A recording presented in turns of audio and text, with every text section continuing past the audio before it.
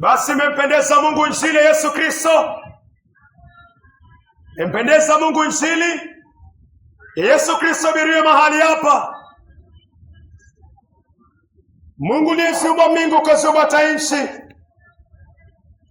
Wewe ndiye una nguvu na mamlaka na uwezo Bwana wa kulifanya giza kuwa nuru kupitia upendo wako na kupitia mwana kondoo Mungu ambaye ni Kristo Yesu, aliye mwana wa Mungu. Bwana, nenda ukaongea na maisha ya kijana huyu, nenda ukaongea na mama huyu, nenda ukaongea na msichana huyu, na ni kwa jina la Yesu Kristo aliye Bwana mkombozi wetu, amina. Mada ya ujumbe huu ni upendo wa Mungu. Mada ya ujumbe ni upendo wa Mungu. Mada ya ujumbe ni upendo wa Mungu. Yohana 1:18. Hakuna mtu yeyote aliyemwona Mungu wakati wowote, ila ni Mungu mwana pekee alalaye kifuani mwa Baba, ndiye ambaye amemdhihirisha. Yohana ni injili. Yohana 1, tarejelea mstari wake ni wa 18. Kwa neema ya Mungu hakuna mtu yeyote aliyemwona Mungu wakati wowote, ila ni Mungu mwana pekee alalaye kifuani mwa Baba, ndiye ambaye amemdhihirisha. Yesu analala kifuani mwa Baba. Yesu analala kifuani mwa Baba. Yesu anatulia kwa kifua. Maandiko matakatifu yanasema hivyo. Yesu anatulia kwa kifua cha Mungu. Yesu anatulia. Yesu anapumzika. Yesu analala kwa kifua cha Mungu. Yohana 1:18. Maandiko matakatifu yanasema hivyo. Yesu aliacha kifua cha Baba. Yesu alitoka kwa kifua cha Mungu kwa nguvu na uwezo wa Roho Mtakatifu, akaja akazaliwa na Mariamu. Yesu akazaliwa na Mariamu kama mwanadamu wa kawaida.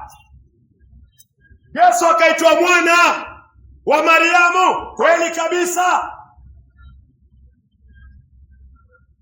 ili aje duniani kukitafuta kile kilichopotea. Yesu anatoka kwa kifua cha babaye. Yesu anaacha mbingu ya tatu. Kulingana na Wakorintho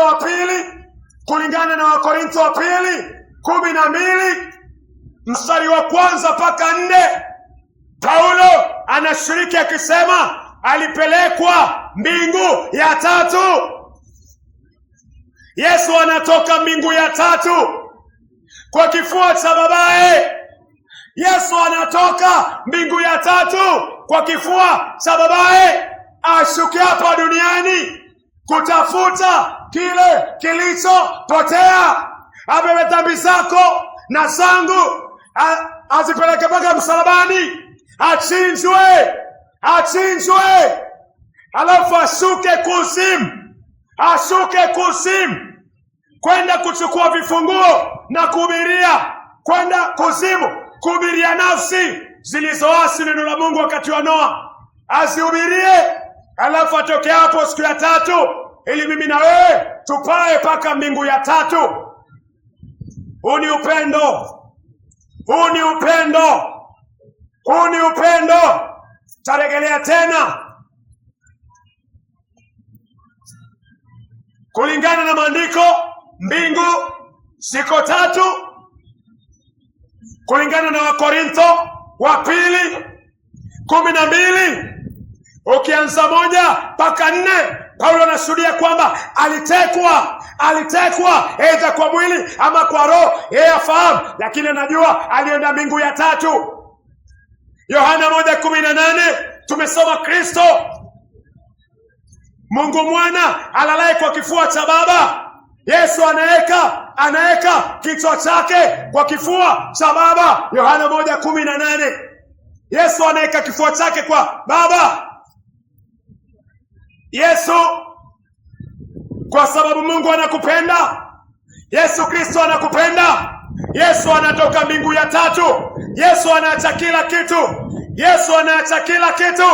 Yesu anatoka kwa kifua cha babake. Yesu anajitoa kwa kifua cha babake. Anakuja, anazaliwa na bikira aitwaye Mariamu. Yesu anazaliwa na bikira aitwaye Mariamu. Yesu anazaliwa na bikira katika Luka 1 ukianza 26. Luka 1:26 tunaona Mariamu anakutana na Gabrieli. Mariamu anaambiwa atapokea mimba. Mariamu anasema mimi sijamjua mwanaume. Malaika Gabrieli anamwambia utapokea mimba kupitia nguvu za Roho Mtakatifu. Mariamu anapokea mimba kupitia uwezo wa Mungu kwa nguvu za Roho Mtakatifu. Yesu anazaliwa. Yesu ametoka kwa kifua cha Baba, akakubali azaliwe na mwanamke. Maandiko anasema mwanamke ni chombo dhaifu. Maandiko anasema mwanamke ni chombo kidhaifu. Yesu anatoka kwa kifua cha Baba. Yesu anaacha mbingu ya tatu. Yesu anaingia kwa chombo ambaye ni kidhaifu. Hiki chombo kinaitwa Mariamu. Yesu anaingia kwa Mariamu. Kwa nini? Yesu anakupenda. Yesu ananipenda. Yesu anaingia kwa Mariamu. Alafu Yesu anaanza kuhubiri Injili. Yesu anaanza kukuhubiria. Na ananihubiria. Mathayo 4.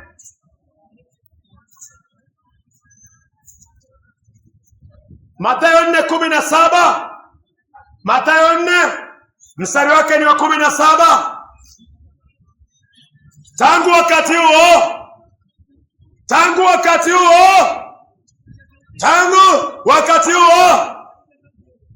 Yesu alianza kuhubiri. Akisema tubuni, kwa maana ufalme wa mbinguni umekaribia. Yesu akahubiri toba. Yesu akaambia mwanadamu, geuka kutoka kwa njia zako mbaya. Yesu akaniambia nigeuke kutoka kwa njia mbaya. Yesu alihubiri hivyo kabla kumwaga damu. Yesu alitoka kwa kifua cha Baba ili aje aniambie geuka kutoka kwa njia zako mbaya. Kwa sababu tukiingia jehanamu hatuwezi kugeuka tena. Hakuna mlango wa kutoka jehanamu. Hakuna toba jehanamu. Hakuna kubadilika jehanamu. Jehanamu ni kuteketea tukingoja ziwa la moto. Mpendo wa Mungu anakupenda. Usiku wa leo Mungu ametuma neno lake hapa kukuambia anakupenda. Je, wewe unampenda?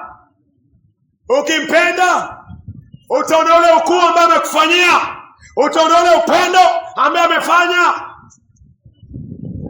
Mpaka hapo, hiyo ni sacrifice kubwa, hiyo ni sadaka kubwa, kutoka kwa kifua cha Baba, kuacha mbingu, kuacha enzi, kuacha kiti chake na kuja duniani ili akwambia ugeuke kwa njia mbaya. Mpendwa, anajua una nguvu za kugeuka. Mungu anajua hatuna nguvu ya kugeuka kutoka kwa dhambi. Hakuna mtu ako na nguvu ya kutoka kwa dhambi. Siwezi kujitoa kwa maisha mabaya, sijawahi jitoa.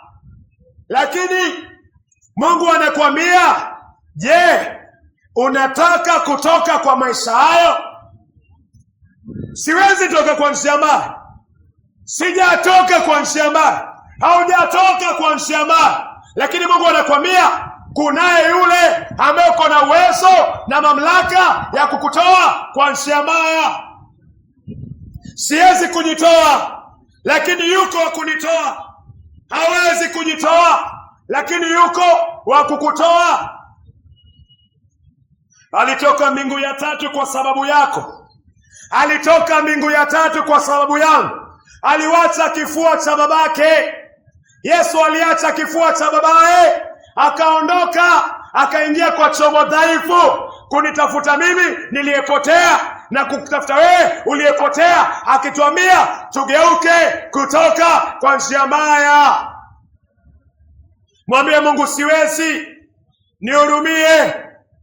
Mungu, nitoe. Hata usiku wa leo nenda kwa magoti.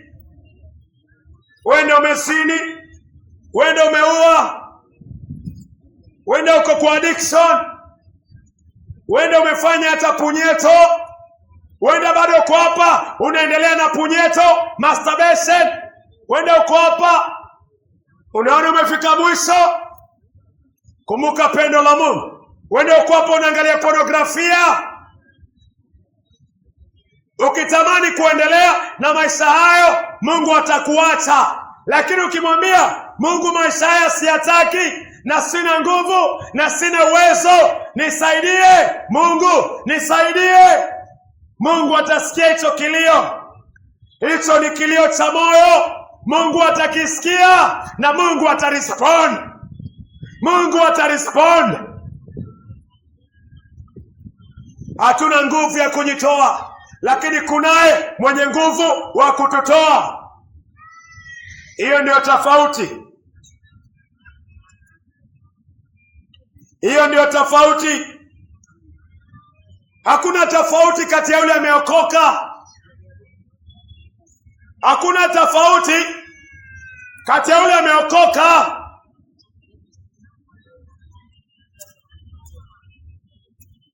na yule ambaye, elewa, na yule ambaye hajaokoka. Tofauti ni hii. Tofauti ni hii. Wale waliokoka hawana nguvu ya kutoka kwa dhambi. Walijipeana kwa yule mwenye nguvu, wakatolewa. Hawaokoki kwa sababu wako na nguvu. Hatuokoki kwa sababu tuko na nguvu ya kutoka kwa dhambi. Hakuna mtu ameokoka alikuwa na nguvu ya kutoka kwa dhambi. Tofauti ni wale wameokoka walijipeana kwa uwezo wa Mungu, kwa yule mwenye nguvu, akawatoa kwa dhambi, wakatolewa kwa dhambi, hawaishi maisha ya dhambi. Tofauti yangu si kujitoa kwa dhambi. Hakuna tofauti. Ni kwa neema ya Mungu tulijipeana kwa yule ambaye anatoa watu kwa dhambi, akatutoa. Lakini hakuna tofauti. Inamaanisha nini? Waliokoka, tofauti inakuja hapa. Waliokoka walijipeana, watolewe kwa dhambi. Hakuna mtu ako na nguvu ya kutoka kwa dhambi. Hata waliokoka walifikishwa mwisho, Mungu akawapatia toba, wakaenda kwa yule ambaye atawatoa, akawatoa. Tofauti ni yule ambaye anabaki kwa dhambi, hajaenda atolewe. Lakini hauachi vitu vibaya, hauachi dhambi, hauachi maovu kwa sababu uko na nguvu.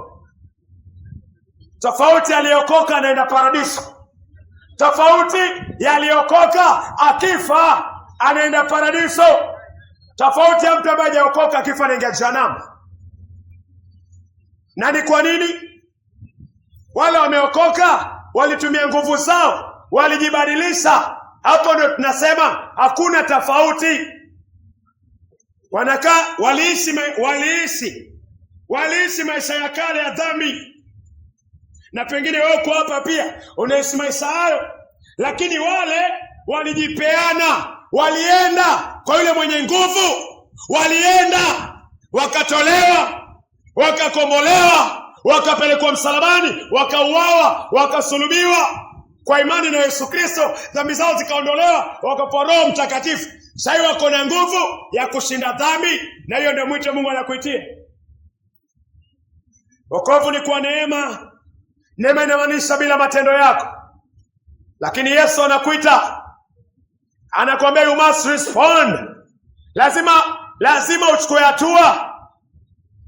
Siseme mimi Mungu anajua maisha yangu, hata shetani anajua maisha yako.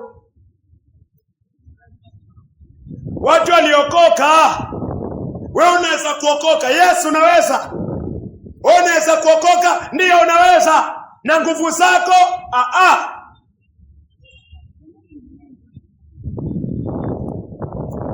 Je, kuna tofauti ya wale wameokoka sahi? Ndio. Mara kwanza hawakuwa na nguvu ya kushinda dhambi, sasa wako na nguvu ya kushinda dhambi. Mungu anakualika, ni Mungu atakubadilisha. Lakini je, uko na moyo wa kubadilishwa? Uko na moyo wa kubadilishwa? Utajileta kwa mwenye nguvu ambaye ni Mungu na Yesu Kristo wakubadilishe. Hiyo ndio tofauti. Watu waliokoka walikuja kwa Yesu wakiwa wabaya, wakiwa wamepotea, wakiwa wanalia kama vile wewe, wakiwa wanaishi maisha machafu kama wewe. Lakini tofauti ni walichukua hatua, wakaja kwa yule ambaye anabadilisha. Tofauti itakuwa kama utachukua hatua. Hakutakuwa na tofauti kama utachukua hatua. Mungu anakuita 2026 uchukue hatua.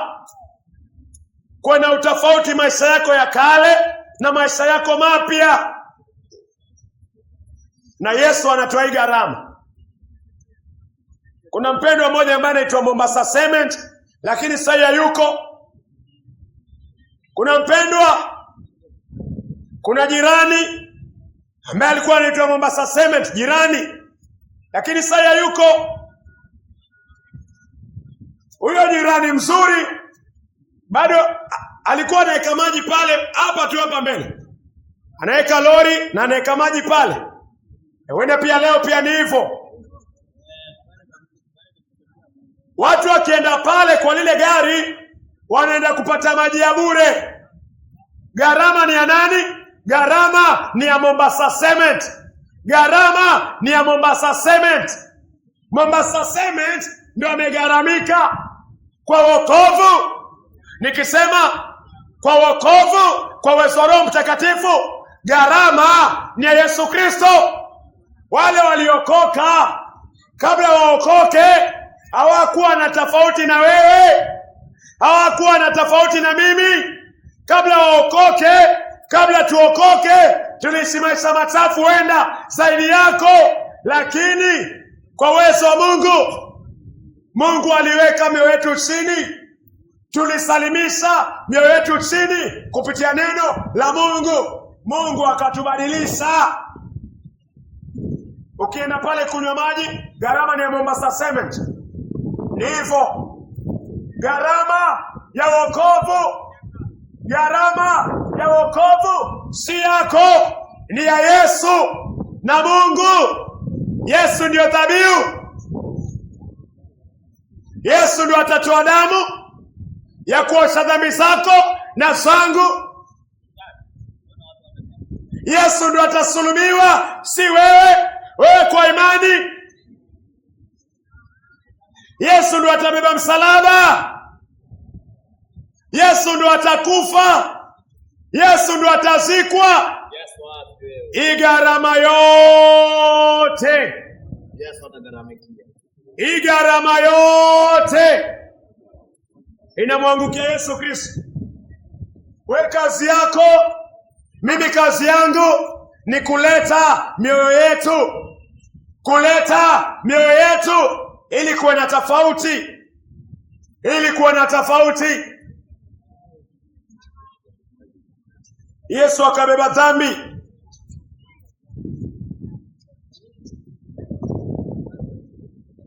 Kabla Yesu kubeba dhambi,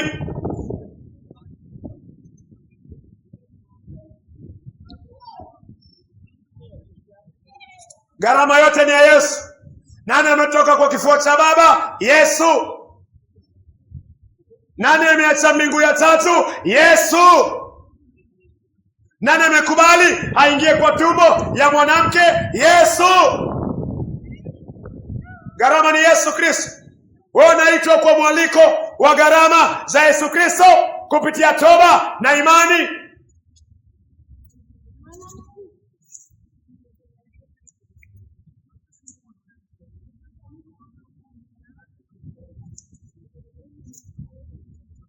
Luka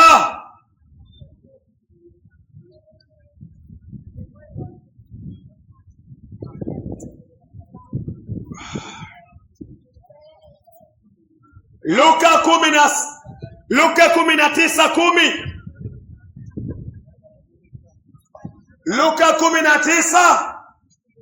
Luka 19:10. Kwa maana mwana wa Adamu amekuja kutafuta na kuokoa kile kilichopotea. Kwa maana mwana wa Adamu, Yesu anaitwa mwana wa Adamu kwa sababu alizaliwa na mwanadamu ambaye ni Mariamu. Alikuja duniani kama mwanadamu. Yesu anaitwa mwana wa Adamu. Aliingia kwa kizazi cha wanadamu. Kwa maana mwana wa Adamu Yesu amekuja kutafuta na kuokoa kile kilichopotea. Yesu amekuja kutafuta. Mpendwa, kuna muda, uko na muda. Yesu amekuja kutafuta kile kilichopotea. Ametoka kwa kifua cha babake, amewacha mbingu ya tatu, amekuja kutafuta kile kilichopotea. Kwa uwezo wa Roho Mtakatifu, wale waliokoka kabla waokoke hawana tofauti na mimi na wewe. Hawakutumia nguvu zao kujibadilisha, walijisalimisha wakabadilishwa. Hawakutumia nguvu zao kubadilika. Hakuna tofauti kabla waokoke na mimi na wewe. Hawakutumia nguvu kujibadilisha, walisalimisha mioyo yao, Mungu akawabadilisha. Yesu anasema amekuja kutafuta kile kilichopotea. Yesu ametoka kwa kifua cha babake ili mimi na wewe twende kwa kifua cha babake. Yesu ametoka kwa kifua cha babake ili mimi na wewe twende kwa kifua cha babake, kwa kutubu na kuiamini Injili, kwa kutubu na kuweka imani kwa damu ya Yesu Kristo. Hata usiku wa leo unaweza okoka. Hata usiku wa leo sahi, kwa uwezo wa Mungu na neno. Mungu anakuwa huzuni ya kiungu, anakuwa ufunuo wa dhambi, huzuni wa kiungu, toba na imani na wokovu. Inawezekana, lakini ni jinsi utarespond kwa ujumbe ambao Mungu anakueleza. Ukirespond, Mungu atakuokoa. Mungu atakutoa kwa hicho kifungo ambacho umefungwa. Maana Yesu alikuja kutafuta kile kilichopotea. Mimi nimepotea, wewe umepotea. Yesu anasema amekuja kwa huyo amepotea. Wewe ndio the right person. Nimezini, nimeiba, nimeua, nimefanya kunyeto, nimezaliwa kutoka kwa Adam, nimeavya mimba, nimesema mimba itolewe. Yesu anasema kwako wewe ndio the right person. Wewe ndio amekuja kukutafuta. Usijisukume kwa ukuta.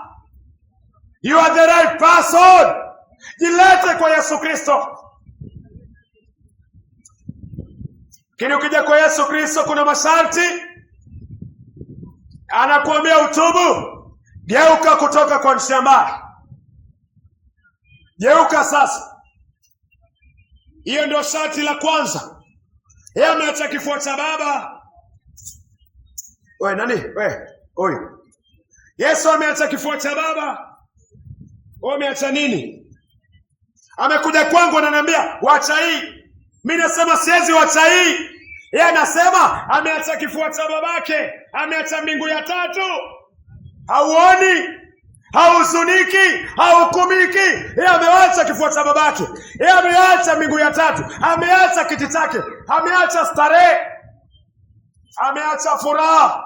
Yesu ameacha furaha mbinguni. Wewe umeacha nini? Yesu ameacha hizi kwa sababu yako. Hii ni sacrifice. Hii ni sacrifice. Kama utaingia jehanamu, hautakuwa na swali kwa Mungu. Utaingia kwa sababu ulikaidi amri ya Mungu ya kutubu na kuoshwa na damu ya Yesu Kristo. Yesu anasema amekuja kwako. Amekuja kunitafuta mimi na wewe tuliyepotea. Akaacha kifua cha babake, akaacha mbingu ya tatu, akaja akazibeba dhambi zako na dhambi zangu. Yohana 1. Yohana 1:29. Siku iliyofuata Yohana alimuona Yesu akimjia, akasema tazama, mwana kondoo wa Mungu aichukuaye dhambi ya ulimwengu. Huyu ndio Yesu. Huyu ndio Yesu. Yesu anataka weka tofauti kati ya giza na nuru. Huyu ndio Yesu. Huyu ndio Yesu. Huyu ndio upendo wa Mungu. Anaacha mbingu ya tatu, anaacha kifua cha babake, anasema naja hapa duniani kutafuta kile kilichopotea. Mimi nimepotea, wewe umepotea. Anasema nimeacha vyote kwa sababu yako. Yohana 1:29. Yesu anazibeba dhambi. Yesu Kristo anazibeba dhambi.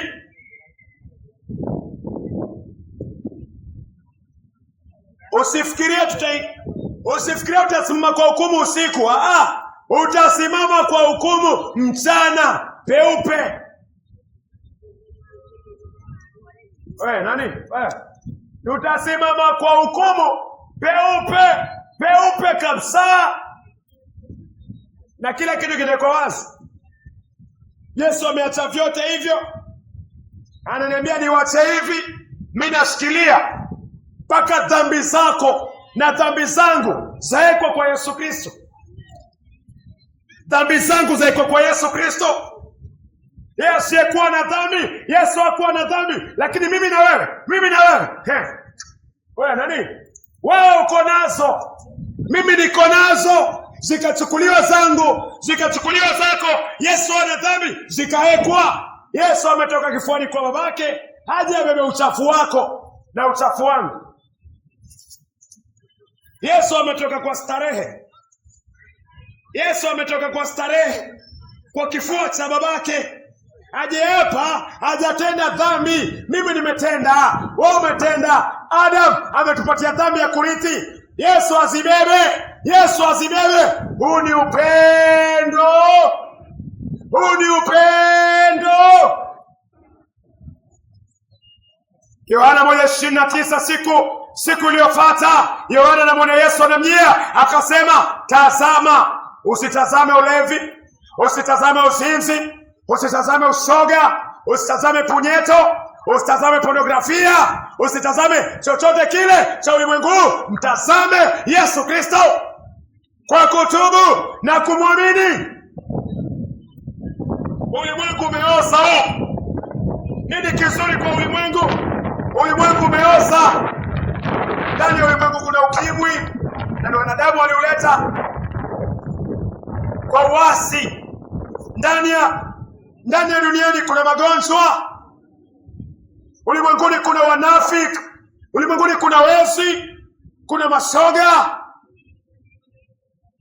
Ulimwengu una chochote, kuna ulevi. Ulimwengu una chochote. Ulimwengu umeoza, na muda si mrefu utateketezwa. Wataka uteketee na ulimwengu uliooza, ulimwengu ambao hauna nidhamu, ulimwengu ambao hauna shukrani. Kwa picha nyingine tunaona Yesu. Wakorintho wa pili, Yesu hakuwa na dhambi. Zako ndio zilipewa yeye, na zangu pia, zile mbaya, zile ambazo hazipendezi Mungu, zilikuwa kwa Yesu Kristo. Wakorintho wa pili 5:10. Wakorintho wa pili 5:10. Samahani, Wakorintho wa pili 5:21. Wakorintho wa pili 5, si 10, 5:21. Kwa maana Mungu Mungu alimfanya yeye asiyekuwa na dhambi kuwa na dhambi kwa ajili yetu. Kwa maana Mungu alimfanya yeye asiyekuwa na dhambi kuwa na dhambi kwa ajili yetu, ili sisi tupate kufanywa haki ya Mungu kwake yeye. Yesu hakuwa na dhambi. Mungu alichukua yako, akachukua yangu, akaiweka kwa Yesu Kristo. Yesu akawa ametoka kwa kifua cha Baba ili kuja kufanyika dhambi. Yesu akapigwa mawe. Yesu akarushiwa michanga. Yesu akapigwa makofi. Yesu akavutwa ndevu. Yesu akapigwa mijeledi. Yesu akapigwa misumari, kwa mikono misumari, kwa miguu misumari, kwa kichwa wakamtafutia kofia. Hawakutafuta kofia ya Nike. Hawakutafuta kofia ya kilemba. Hawakutafuta kofia ya boshori. Hawakutafuta kofia ya wafalme. Walitafuta kofia ya miba. Wakasokota miba mikali yenye uchungu, wakashindilia kwa kichwa cha Yesu Kristo. Hakustahili. Ametoka kwa kifua cha Baba, amekuja ili ahukumiwe, ateseke kwa ajili ya dhambi zako na zangu. Dhambi zangu zikamtesa Yesu Kristo. Dhambi zako zikamtesa Yesu Kristo. Dhambi zetu zikamtesa Yesu Kristo. Hakustahili kuteseka. Yesu msalabani akalia, Eloi, Eloi, lama sabachthani, yani Mungu wangu, mbona umeniwacha? Mungu alimwacha Yesu Kristo ili akupokee wewe. Wafanya nini? Mungu alimwacha Yesu Kristo. Mathayo 27:46. Mathayo 27:46. Yesu analia, Eloi, Eloi, lama sabachthani, yani Mungu wangu, mbona umeniwacha? Yesu analia hivyo. Mungu alimwacha Yesu ili anipokee mimi. Mungu alimwacha Yesu ili akupokee wewe.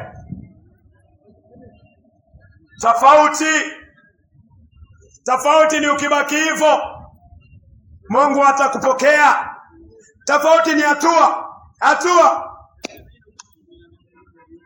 Hakuna tofauti, ila Mwanadamu hajibadilishi.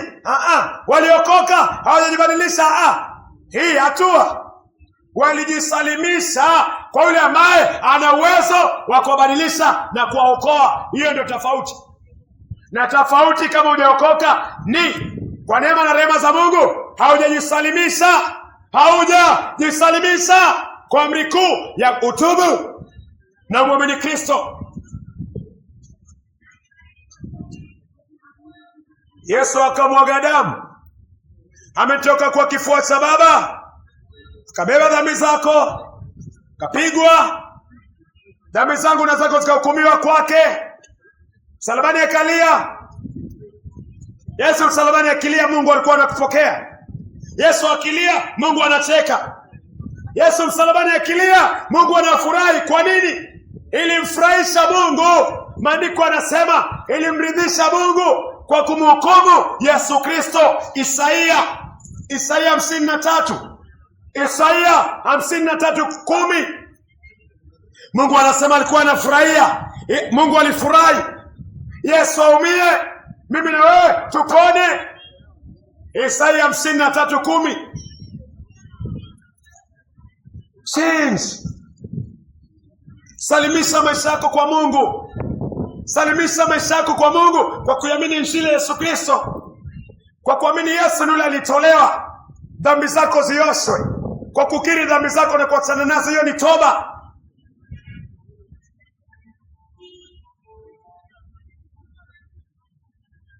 Yesu msalabani akasema imekwisha.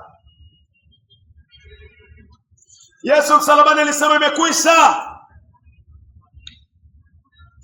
Yohana 19:30.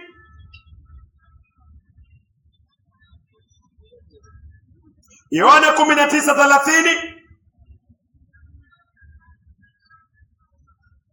Baada ya kuionja hiyo siki, Yesu alisema imekwisha. Imekwisha. Imekwisha. Akainamisha kichwa chake, akaitoa roho yake. Unajua Yesu alienda wapi? Baada ya Yesu kutoa roho yake pale msalabani, Yesu alishuka kuzimu. Yesu alishuka kuzimu. Yesu ametoka kwa kifua cha Baba, amekuja kubeba uchafu wangu. Yesu ameacha mbingu ya tatu, amekuja kubeba uchafu wako, akaubeba, akahukumiwa. Roho yake ikatoka, deni lako la dhambi, mshahara wa dhambi ni mauti, akalilipa. Alafu akashuka kuzimu. Yesu alishuka kuzimu. Kitabu cha waraka wa kwanza wa Petro, hiyo ni 1 Peter.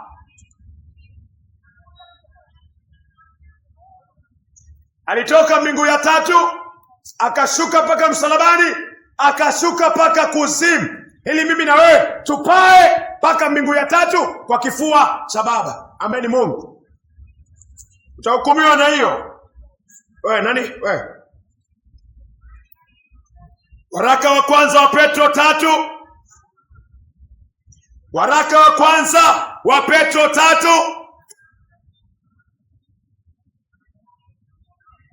Mstari wake wa 18 na 19. Kwa kuwa Kristo naye aliteswa mara moja tu kwa ajili ya dhambi, mwenye haki na kwa ajili ya wasio haki, ili awalete nyinyi kwa Mungu. Mwili wa Yesu ukauawa, lakini akafanywa hai katika roho. 19. Baada ya kufanywa hai, alikwenda na kuzihubiria roho zilizo kifungoni, hii ni kuzimu. 20. Roho hizo ambazo zamani hazikutii wakati ule wa uvumilivu wa Mungu. Sawa. Amen. Sawa baba. Tutaonana. Naomba tu nifungue maneno mawili tafadhali. Sana. Namaliza alafu tuongee. Sawa. Asante. Baada ya kufanywa hai, alikwenda na kuhubiria roho zilizokuwa kifungoni, roho hizo ambazo zamani hazikutii wakati ule. Uvumilivu wa Mungu ulikuwa ukingoja katika siku za Noa, wakati wa kujenga safina, ambao watu wachache tu, yani watu wanane waliokolewa ili wasiangamie kwa gharika. Yesu aliacha mbingu ya tatu, akaja mpaka msalabani, akashuka mpaka Jehanamu, kuhubiria nafsi kule Jehanamu. Unafikiria tutahukumiwa kwa haya? Ameacha kifua cha baba, akaacha kiti chake, akaja duniani, akazaliwa na mwanamke, akabeba dhambi zako na zangu, akatuambia tutubu. Alafu Kristo Yesu akaenda msalabani, akaekwa juu ya mti kama huu, akapigiliwa misumari kwa ajili ya dhambi zako na zangu. Roho yake, mwili ukabaki hapo, roho ikashuka kwenda kuzimu, akashuka mpaka kuzimu, ili mimi na wewe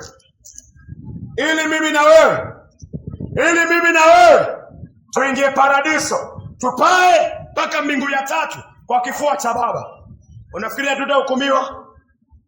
Pendo uko mali hapa, sijui uko dini gani, lakini jua kitu kimoja, Mungu atakuhukumu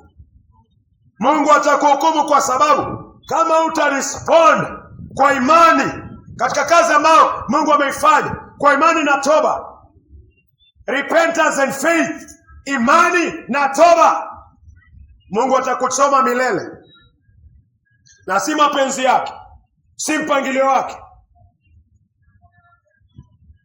Hii ni 2026 mpendo. Mungu anakupenda. Huu ndio upendo Mungu anaonyesha. Siku ya tatu Yesu alifufuka.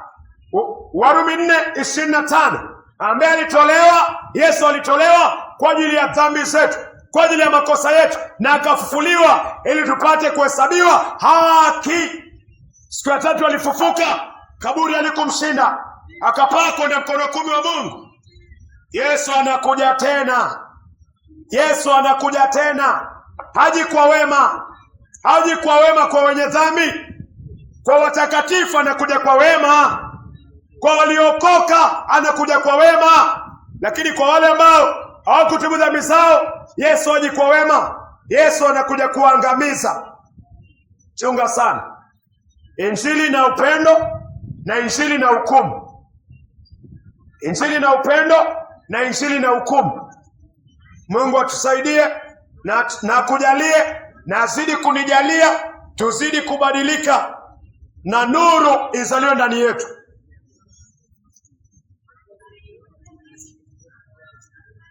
Kwa mali yako ungependa tuombe pamoja, hii nafasi yako. Kwa mali yako unasema kweli, ya maisha amenishinda, nimeogelea kwa dhambi, maisha siyataki. Yesu amefanya makubwa, amewacha kila kitu. Yesu, mimi nimeshindwa kuacha kila kitu. Ungependa tuje tuombe? Mungu anasikia. Ungependa Mungu akuachishe? Ungependa Mungu akuachishe? Mesema tofauti kwa wale wameokoka na wale ambao hawajaokoka. Kabla waokoke hakuna tofauti, hawakujigeuza, hawakuwa na nguvu. Tofauti ni kwa uwezo wa Mungu walisalimisha maisha yao kwa injili. Yule mwenye nguvu akawabadilisha. Hakuna mtu anaweza jibadilisha, najua. Hakuna mtu hata mmoja ameokoka akajibadilisha. Hakuna hata mmoja. Walibadilikaje? Tofauti ni walichukua hatua kwa kile walichokisikia, wakajisalimisha kwa Kristo, Mungu akawasaidia.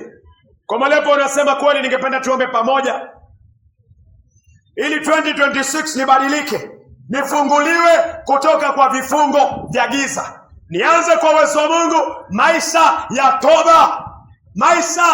toba. Hatua ya kwanza ni toba. Ningependa tuombe pamoja kwa hatua ya kwanza. katika kutafutwa ama katika kutafutwa na Mungu kwa kuletwa kwa Kristo. Ningependa tuombe pamoja, ni sawa. Huenda mimi na wewe hatutamaliza 2026. Kuna uwezekano. Maanake kuna watu walianza 2025 na hawakumaliza. Hakuna guarantee. Na kushukuru Mungu wa Abrahamu, Isaka na Yakobo, sifa na utukufu ni zako. Asante Mungu kwa injili yako mahali hapa. Injili inayoonyesha upendo. Mungu umeweka wazi. Hata waliokoka hawakujigeuza kwa nguvu zao wala mapenzi yao, lakini tofauti ni walijisalimisha kwa uwezo wako na nguvu zako, ukawabadilisha Bwana. Maana wokovu ni kwa neema kupitia imani. Mungu, naomba nenda ukakutane na mpendo aliye mali yako, ukabadilisha maisha yao vile ulivyobadilisha maisha yetu Bwana. Nenda ukapatie huzuni ya kiungu, toba na hata wokovu. Na ni kwa jina la Yesu Kristo naomba na tukiamini, amina. Yule mwenye swali, waweza leta swali lako tafadhali. Kwa mahali hapo kuna swali, kwa neema ya Mungu unaweza lileta. Kwa mahali hapo ungependa tuombe pamoja, kwa neema ya Mungu tuko mahali hapo.